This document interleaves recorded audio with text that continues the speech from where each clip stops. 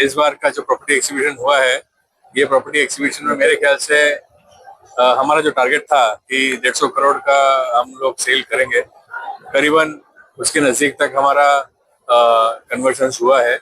And ये conversion जो हुआ है ये चलते रहेगा, अगले 1 महीने तक इसका इम्पैक्ट रहेगा। तो मेरे हिसाब से हमने जो टारगेट रखा था, जो हमने यहाँ पे एक्सपेंस किया है, ये जो हमारा जो रन रेट था, एक बहुत बड़ा रिस्क लेके हमने किया था, ये सोचते कि इसका कवर होएगा और ये उसी के पास पहुंचते हुए दिख रहा है। तो आई एम वेरी हैप्पी कि हमने एक मुहिम की थी कि नवी मुंबई को हमको वर्ल्ड मैप पे लाना है, साथ ही साथ हमारा काम भी हो जाए। लेकिन विद गॉड्स ग्रेस हमारा काम भी हो चुका है नियरली। और मुझे ऐसा लग रहा है कि ऐसे रिस्क टेकिंग कैपेसिटी और भी लोग भी अभी चालू करेंगे हमारे सक्सेस को देख के। और मुझे लगता है अगले बार इससे भी बहुत ही बढ़िया एक एक्सिबिशन आपको देखने मिलेगा। यहाँ पे आने वाले लोग बहुत खुश होते जा रहे हैं।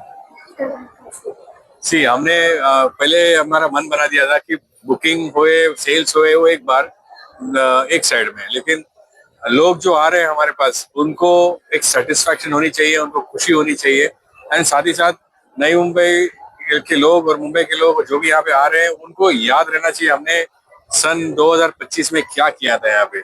मतलब एक डेवलपर ने यहाँ पे प्लेन खड़ा किया, ये एक बड़ी बात है। ये लोगों के मन में सालों साल के लिए रह जाएगी। इवन 10 साल के बाद भी ये याद रहेगा कि यहाँ पे एक प्लेन खड़ा हो गया था इन द रिमेम्बरेंस कि दिसंबर 25 को, 2025 में दिसंबर 25 को यहाँ से प्लेन उड़ने वाला है नई मुंबई इंटरनेशनल एयरपोर्ट से, और वो प्लेन हमने यहाँ पे खड़ा किया है। तो ये लोगों को 15 साल के बाद भी याद रहेगी। और this has taken us to a different level. यहाँ पे लोग आ रहे हैं, दे आर वेरी हैप्पी। हमने उनके लिए खान पान की व्यवस्था की है, एंटरटेनमेंट की व्यवस्था रखी है। और ये जो एक हवाई जहाज में आने की एक और बैठने की एक सुविधा बनाई है, जिससे काफी लोग जो कॉमन मैन है उनको काफी अच्छा लग रहा है, और काफी उनके मन में भी एक इच्छा जाग रही है कि हमको इस ग्रोथ स्टोरी में का हिस्सा बनना है। तो ये ग्रोथ स्टोरी में उनको भी हमने इनवाइट किया है। And God bless. जय हिंद, जय महाराष्ट्र। एरोप्लेन का कॉन्सेप्ट किसका था, कितने दिन लगे? एक ही सवाल बोला था, नहीं इसलिए मैं शांत हो गया। ये कोई नहीं पूछने वाला, नहीं। अच्छा ठीक है। एरोप्लेन का कॉन्सेप्ट कैसा था? इस बार आपको याद होगा, हमने एक जहाज बनाया था, और वो जहाज हमने इसके लिए बनाया था क्योंकि MTHL तभी जस्ट इनॉग्रेट हुआ था, एंड वाटरवेज के ऊपर, एंड ये जो रोड ब्रिज बनाया है, और bridge over the road, the longest water bridge in entire India, ये एक इसके एक प्रतीक के लिए और इसके एक आइकॉनिक रिमेम्बरेंस के लिए हमने वो जहाज बनाया था, जो लास्ट टाइम हमने बनाया था। तो तभी हमने सोच लिया था कि अगले साल का थीम क्या होगा, और अभी हम ऑलरेडी सोच चुके हैं कि अगले साल का थीम क्या होगा, वो भी हमने सोच चुके हैं। तो अभी हम लोग एक पोल करने वाले हैं लोगों को गेस करने के लिए। जो सही गेस करेगा उसको हम लोग गिफ्ट देंगे कि अगले साल का हम क्या करने वाले हैं। लोगों को बोलेंगे कि गेस करो और हमको बताओ, उससे हमको भी थोड़ी आइडियाज आएंगे क्या करना चाहिए। तो ये तभी से हमने इसकी नींव रखी थी कि हम इस बार कुछ ऐसा करेंगे जो यहाँ के एयरपोर्ट के और ये इंटरनेशनल एयरपोर्ट का एक प्रतीक होगा। तो वो टाइम से हमने सोचा था कि हमको प्लेन बनाना है, वो किस तरीके से बनेगा उसकी प्लानिंग वगैरह हमने डिस्प्ले की थी।